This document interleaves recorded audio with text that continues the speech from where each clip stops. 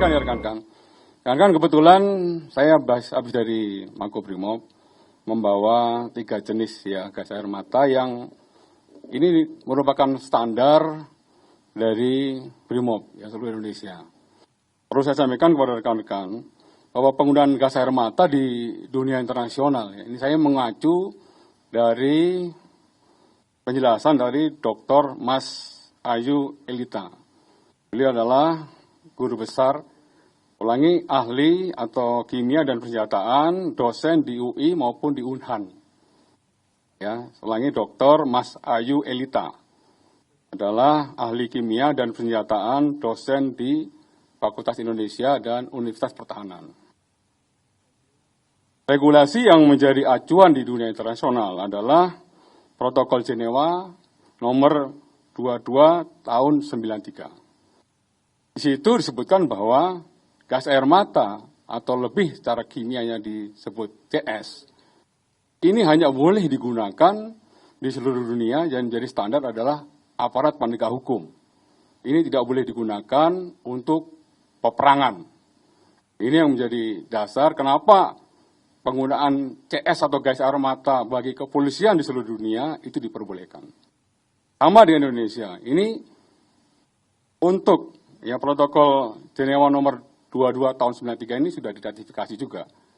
Dan Ibu Mas Ayu Evita ini merupakan salah satu perwakilan dari Indonesia yang setiap tahun mengadakan pertemuan di dunia internasional.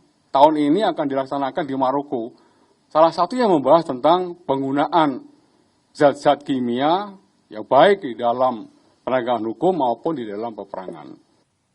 Dan perlu saya tegaskan rekan-rekan, saya juga mengutip dari pendapat dari Prof. Made Gegel, adalah guru besar dari Universitas Udayana. Beliau ahli di bidang toksiologi atau racun. Beliau menyebutkan bahwa, termasuk dari Dr. Mas Ayu Evita, bahwa gas air mata atau CS ini ya dalam skala tinggi pun tidak mematikan. Yang digunakan oleh Brimob ini adalah 3 jenis ini. Yang pertama ini adalah berupa smoke, ini hanya ledakan dan berisi asap putih. Ya. Kemudian yang kedua, ini yang sifatnya sedang. Ya, jadi kalau untuk klaster yang dalam jumlah kecil menggunakan gas air mata yang sifat yang tingkatnya sedang. Dan yang merah ini adalah untuk mengurai massa dalam jumlah yang cukup besar. Ya, semuanya tingkatan ini, ya saya sekali lagi, karena saya bukan expertnya, saya hanya bisa mengutip pendapat para pakar.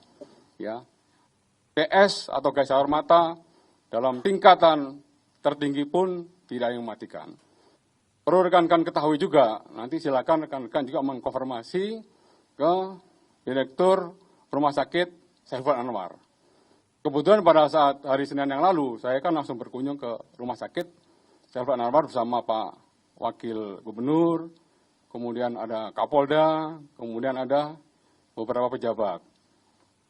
Dari penjelasan para ahli, ya dokter spesialis yang menangani para korban, baik korban yang meninggal dunia maupun korban-korban yang luka, ya dari dokter spesialis penyakit dalam, penyakit paru, penyakit THT, dan juga spesialis penyakit mata, menyebutkan tidak satu pun yang menyebutkan bahwa penyebab kematian adalah gas air mata. Tapi penyebab kematian adalah kekurangan oksigen.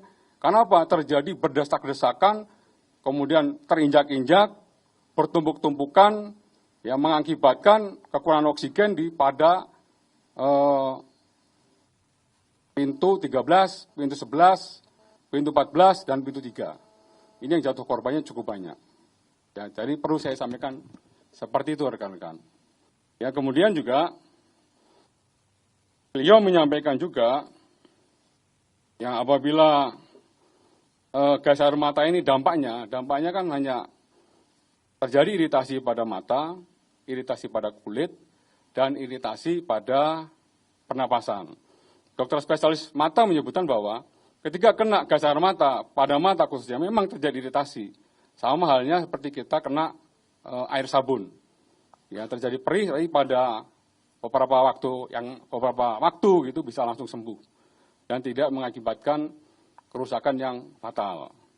Sama halnya dengan gas air mata juga, kalau misalnya terjadi iritasi pada pernapasan pun, ya sampai saat ini belum ada jurnal ilmiah menyebutkan bahwa ada fatalitas gas air mata yang mengakibatkan orang meninggal dunia, termasuk dari tadi Prof. Made Gegel. Ya, di dalam gas air mata itu tidak ada toksin atau tidak ada racun yang mengakibatkan matinya seseorang. Ya, sementara itu dulu. Ya, tentunya ini masih butuh pendalaman lebih lanjut. Ya, apabila ada jurnal-jurnal ilmiah yang baru, temuan-temuan yang baru, tentu akan menjadikan acuan juga bagi tim. Ya, tim investigasi, kebetulan Bapak Kapolri ini masih terus bekerja. Ya, akan terus menyelesaikan kasus ini sesuai dengan perintah Bapak Presiden. Dan yang terpenting ke depannya, ya tentunya dengan kejadian Kanjuruhan ini merupakan rasa keprihatinan kita semuanya, ini merupakan ya rasa duka kita yang sangat luar biasa kepada saudara-saudara kita, dan kita selalu mendoakan semoga arwah beliau mendapat tempat yang terbaik di sisi Allah Subhanahu wa Ta'ala.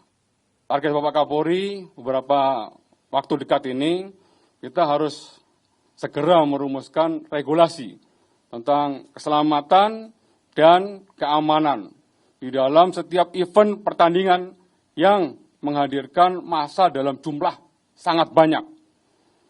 Kalau misalnya kita mengacu kepada regulasi keselamatan dan keamanan yang diratifikasi dari statuta FIFA, saya rasa yang ada di PSSI sudah sangat detail,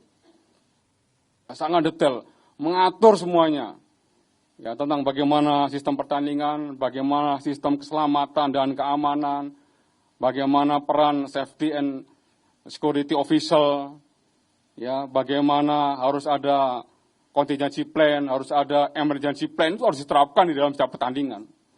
Ya, ini masih terus akan didalami oleh tim masih bekerja, dan mohon supportnya, mohon doanya rekan-rekan agar tim ini segera menuntaskan ke depan. Harapan kita dengan adanya perubahan regulasi keselamatan dan keamanan yang sedang digarap ini, sesuai dengan Bapak Presiden, tidak terjadi lagi kejadian-kejadian seperti di Kanjuruhan. Termasuk juga Bapak Kapolri juga sedang merumuskan juga regulasi ya tentang keselamatan dan keamanan pada pengamanan ya dalam setiap event kegiatan kemasyarakatan. Nah, ini betul-betul akan diterapkan dan betul-betul akan disosialisasikan, dan harapan kita ya ke depannya akan setiap pertandingan yang melibatkan dan menghadirkan massa dalam jumlah banyak, keselamatan dan keamanan menjadi prioritas yang utama. Ya, salah satu ya rekan-rekan.